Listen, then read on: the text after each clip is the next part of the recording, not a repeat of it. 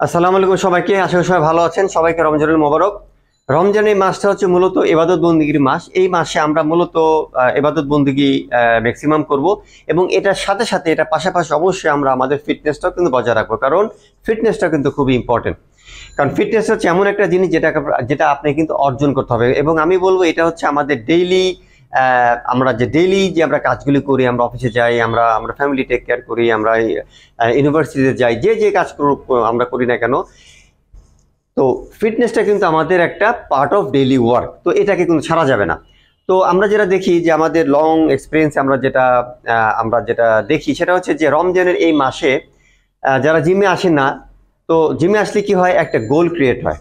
ঠিক আছে, একটা গোল ক্রিয়েট হওয়ার কারণে কিন্তু তখন দেখা যায় তার ডায়েট, তার স্লিপ, তার সবকিছু কিন্তু একটা একটা রিদমে চলে, বা একটা একটা একটা সিস্টেমে বা একটা রুটিনে চলে। তো যারা জিমে এই রমজানের মাসে ওয়ার্কআউট করেন না কিংবা এক্সারসাইজ করেন না কিংবা জিমে আসেন না, তখন তাদের কি হয়, তাদের যেহেতু কোনো গোল থাকে না সামনে, এই জন্য কি হয় যে তাদের খাওয়া দাওয়াটা অতটা ভালো হয় না। আপনারা তো জানেন যে আমাদের আমাদের মানে সোসাইটিতে আমাদের ইফতারটা কিন্তু আমাদের একটা অতটা স্বাস্থ্যকর এবং যথেষ্ট অস্বাস্থ্যকর ইফতারি আমরা করি। অনেক ভাজা পোড়া খাই, যেটাতে প্রচুর ট্রান্সফ্যাট থাকে এবং যেটা কিন্তু আমাদের আমাদের অ্যাবডোমিনাল ফ্যাট বা আমাদের ভিসারাল ফ্যাটকে বাড়ানোর জন্য খুবভাবে আমাদেরকে হেল্প করে।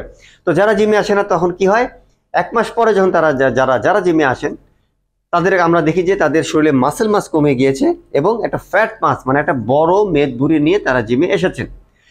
তো যারা আসেন তারা কি করে, তারা আবার ওই ফ্যাট কমানোর জন্য চেষ্টা করতে করতে কিন্তু আবার আবার আবার কোরবানির মাস চলে আসে। কোরবানির সময় কি হয়, কোরবানি ঈদ এটা সেটাকে আমরা দেখা যাচ্ছে যে তার ওই ফ্যাট মাসটা শেয়ার কমাতে পারে না। এইভাবে করে কিন্তু তার পুরো বছরটা শেষ হয়।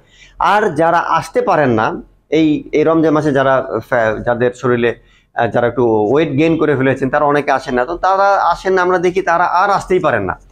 তাহলে কি হচ্ছে যে এই রমজানে যদি আপনি আসতেন অন্তত সপ্তাহে 3 থেকে 5 দিন বা 4 দিনও যে ওয়ার্কআউট করতেন, তাহলে কিন্তু আপনি এই সিস্টেম থেকে কিন্তু বিচ্যুতি হয়ে যেতেন না। ঠিক আছে। সেকেন্ড হচ্ছে, এই রমজান মাসের আসলে আমাদের সার্কাডিয়ান যে রিদম বা যে রিদমে যে সার্কাডিয়ান সিস্টেমে আমাদের বডি চলে, সেটা কিন্তু একটু ডিফারেন্ট। সেটা হচ্ছে এই রমজান মাসে কি হয়, এই রমজান মাসে আমরা দিনের বেলা কিছু খাই না, রাতের বেলা খাই, এবং ফ্রিকোয়েন্টলি কয়েকটা মিল, অনেকগুলি 3-4টা মিল খাওয়া হয় ফ্রিকোয়েন্টলি। এতে আমি যেটা বলেছি যে ফ্যাট মাস বেড়ে যায়। তো এই যে একটা সার্কাডিয়ান একটা আমাদের সিস্টেমের বাহিরে আমরা চলে গিয়েছি, এর কারণে কি হয়, আমাদের বডিতে অনেক হরমোনাল ইমব্যালেন্স হয়। ঠিক আছে, বিভিন্ন ধরনের হরমোনাল ইমব্যালেন্স হয়, যেহেতু আমরা সকালবেলা একদম আর্লি মর্নিংয়ে খাই, সারাদিন খাই না, এবং সারাদিন না খাওয়ার সারাদিন তো আমাদের ড্রাই ফাস্টিং করতে হয়, এবং আমরা এটার পাশাপাশি কিন্তু আমাদের অফিস আদালত, আমাদের ব্যবসা বাণিজ্যও কিন্তু করতে হয়। এই এত কিছু জিনিস করার পরে দেন আমরা ইফতারি করি, ইফতারের পরে অনেকগুলি মিল নিতে হয়, দেন আবার ঘুমের নামাজ আছে, আবার একটু ঘুমে আবার উঠতে হয়। এই যে টোটাল ব্যাপারটা কিন্তু একটার সাথে একটা মানে রিলেটেড। তো এই জন্য এই মাসে ওয়ার্কআউট করতে হবে আপনাকে খুব মানে সাইন্টিফিকলি এবং খুব অ্যাকুরেটলি আপনাকে ওয়ার্কআউটগুলি করতে হবে। ঠিক আছে। তো এই রমজান মাসে সব থেকে বেস্ট ওয়ার্কআউট হচ্ছে কম্পাউন্ড বেস ওয়ার্কআউট। কারণ হচ্ছে আমি আগেই বলেছি যে এই রমজান মাসে যেহেতু আমাদের বিভিন্ন ধরনের স্কেডিউল চেঞ্জ হওয়ার কারণে, বিভিন্ন টাইম চেঞ্জ হওয়ার কারণে কিন্তু আমাদের শরীরে বিভিন্ন ধরনের হরমোনাল চেঞ্জগুলি হয়। তো এই হরমোনাল চেঞ্জগুলির কারণে কিন্তু সব ধরনের ওয়ার্কআউট কিন্তু এই এই এই রমজান মাসে কিন্তু উপযুক্ত না। তো আসলে আমরা দুই ধরনের ওয়ার্কআউট করি। ঠিক আছে, একটা হচ্ছে স্প্লিট ওয়ার্কআউট আর একটা হচ্ছে কম্পাউন্ড বেস ওয়ার্কআউট। স্প্লিট ওয়ার্কআউটটা কি? স্প্লিট ওয়ার্কআউটটা হচ্ছে যেমন chest, shoulder, tricep, back, bicep, legs, তারপর একদিন হচ্ছে অ্যাবস বা কার্ডিও। একজন এক একটা রুটিনে করে। কেউ চেস্টের সাথে চেস্ট ব্যাক করে, তারপর হচ্ছে শোল্ডার আর্মস করে, লেগস করে। তো বিভিন্ন স্প্লিটে কিন্তু আমরা রেস্ট অফ দ্য মান্থ আমরা করি। ঠিক আছে। তো রমজান মাসে কিন্তু ওয়ার্কআউটের স্প্লিটটা কিন্তু আপনার অবশ্যই চেঞ্জ হতে হবে। তো রমজান এই মাসে আসলে আমাদেরকে অনেক কিছু হ্যান্ডেল করতে হয়। তো এই কারণে আসলে স্প্লিট ওয়ার্কআউটের থেকে কম্পাউন্ড বেস ওয়ার্কআউটগুলো বেস্ট। ঠিক আছে। তো আমি বলবো যে এই রমজানের এই মাসে আপনারা চেষ্টা করবেন যে কম্পাউন্ড বেস ওয়ার্কআউট করার জন্য। কারণ কেন কম্পাউন্ড বেস ওয়ার্কআউটগুলি করবেন? কারণ হচ্ছে কম্পাউন্ড বেস ওয়ার্কআউটগুলি করলে কি হবে যে আপনার আপনি অনেক অল্প সময়ের মধ্যে আপনি ওয়ার্কআউট কমপ্লিট করতে পারবেন। কারণ আমি আগেই বলেছি যে এখানে কিন্তু আপনার বিভিন্ন আমাদের রমজানের বিভিন্ন টাইম প্যাটার্নের কারণে আমাদের কিন্তু শরীরের স্ট্রেংথ লেভেল অনেক কম থাকে, আমাদের গ্লুকোজ লেভেল কম থাকে, এবং অনেকের কি হয় যে গ্লুকোজ এবং এটা আছে যে আপনার 12 ঘন্টা 13 ঘন্টা পরে কিন্তু গ্লুকোজ আমাদের ব্লাড সুগার কিন্তু শেষ হয়ে যায়, তখন গ্লাইকোজেন স্টোরে কিন্তু ডেপ্লিট হতে থাকে। তো বিভিন্ন আসলে মানে কেমিস্ট্রির কারণে সবচেয়ে বেস্ট আপনার ওয়ার্কআউট হচ্ছে কম্পাউন্ড ওয়ার্কআউট।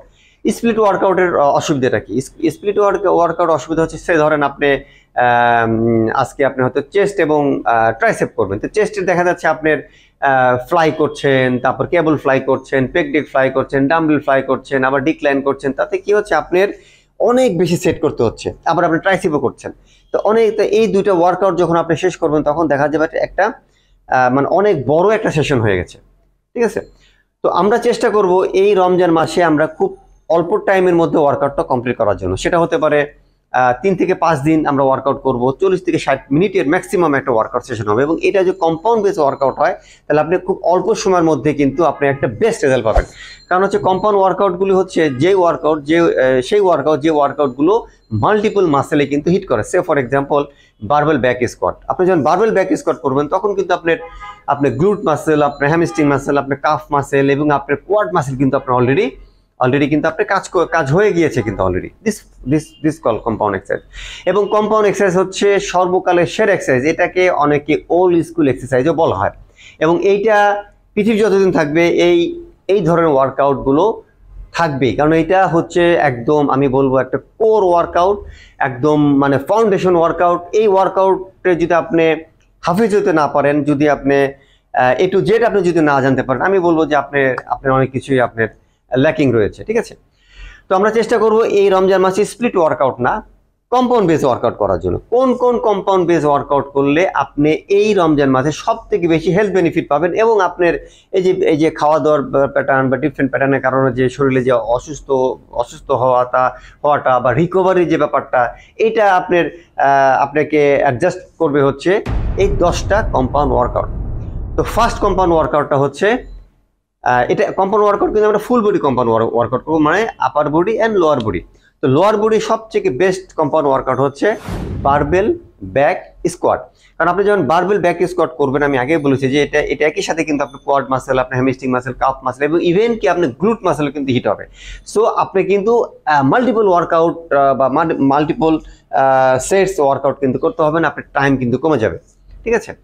এটা গেল ফার্স্ট লেগসের ফার্স্ট ওয়ার্কআউট হচ্ছে বারবেল ব্যাক স্কোয়াট। সেকেন্ড ওয়ার্কআউটটা হচ্ছে বেস্ট ওয়ার্কআউট, সেটা হচ্ছে dumbbell or barbell walking lunges.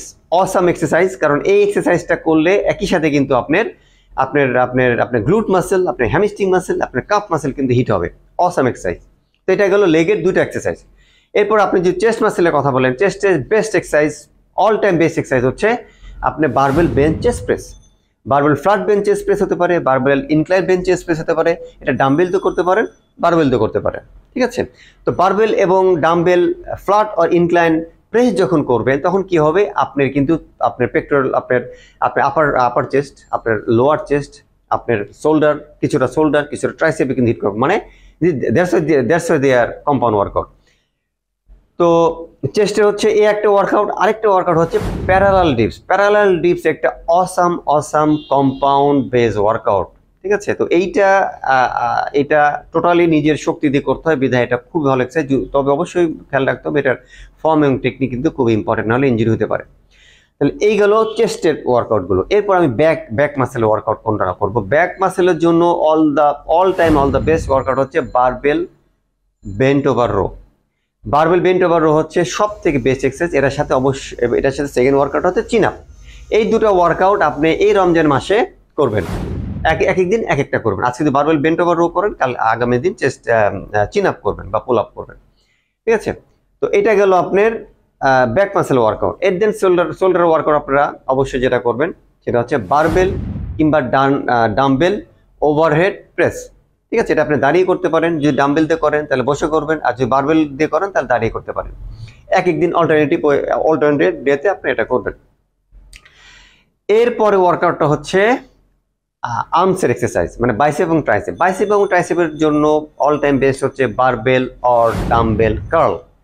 Awesome exercise, এইটা আপনারা সব সময় রাখবেন। যে কোনো আপনি যখন রমজানের পরে যখন আপনার স্প্লিট করবেন, অবশ্যই যদি আপনি বাইসেপের যে 4টা এক্সারসাইজ করেন বা 3টা করেন, অন্তত একটা এক্সারসাইজ আপনি অবশ্যই এটা রাখবেন, সেটা হচ্ছে বারবেল কিংবা ডাম্বেল স্ট্যান্ডিং কার্ল।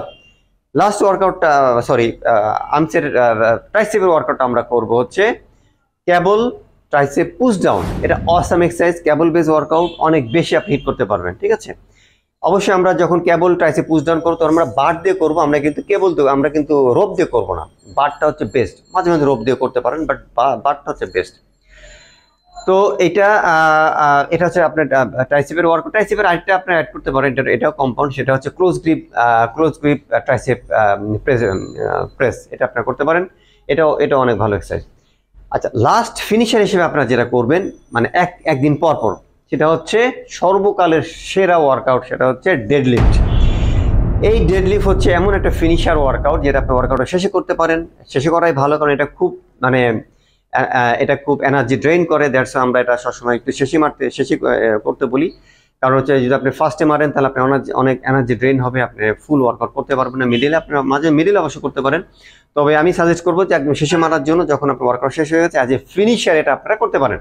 সেটা হচ্ছে ডেডলিফট অবশ্যই আপনাকে রাইট ফর্ম অ্যান্ড টেকনিকে করতে হবে।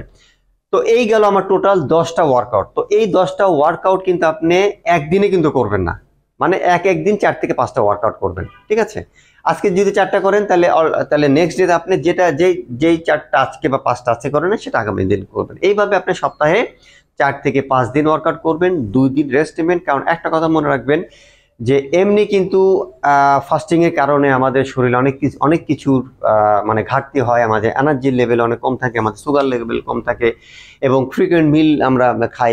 এর কারণে সুগার যে মানে ওয়ার্কআউট করার জন্য যে এনার্জিটা পাই, সেই এনার্জিটা কিন্তু আমরা পাই না। ঠিক আছে, তো এই জন্য আপনারা চেষ্টা করবেন যে সপ্তাহে 4 থেকে 5 দিন ওয়ার্কআউট করার জন্য 2 দিন রেস্ট নেবেন, কারণ রেস্ট অ্যান্ড রিকভারিটা খুব ইম্পর্টেন্ট। ওয়ার্কআউট করতে গেলে কি হয়, আমাদের শরীরে কিন্তু অনেক ড্যামেজ হয়, অনেক মাসেল ড্যামেজ হয়, অনেক টিস্যু ড্যামেজ হয়।